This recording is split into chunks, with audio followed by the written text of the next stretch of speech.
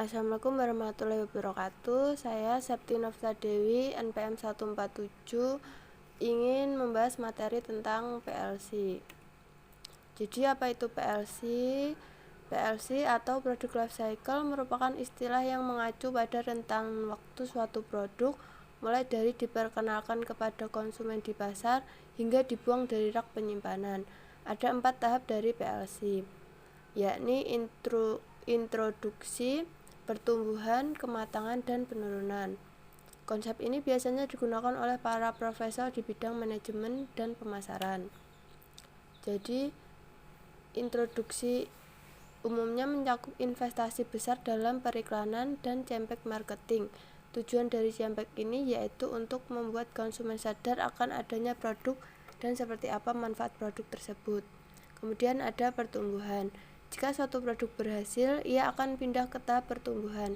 Hal ini ditandai dengan meningkatnya permintaan pasar, peningkatan produksi, hingga perluasan ketersediaan produk. Kemudian ada kematangan. Tahap ini merupakan tahap yang paling menguntungkan. Produk sudah dikenal dan dikonsumsi secara terus-menerus. Adapun biaya produksi dan pemasaran makin menurun. Kemudian ada penurunan. Tahap ini terjadi jika suatu produk tidak mampu bersaing dengan para kompetitor. Ketika suatu produk sukses, tentu perusahaan lain akan meniru bahkan dengan peningkatan kualitas atau harga yang lebih rendah. Kemudian ada fungsi PLC, yakni sebagai faktor untuk memutuskan kapan waktu yang tepat untuk menaikkan iklan, menurunkan harga, memperluas pasar baru, hingga mendesain ulang kemasan. Oleh karena itu, ada istilah manajemen produk life cycle. Ini merupakan proses menyusun cara strategis untuk terus mendukung dan memelihara suatu produk. Kemudian ada faktor yang dapat mempengaruhi produk life cycle.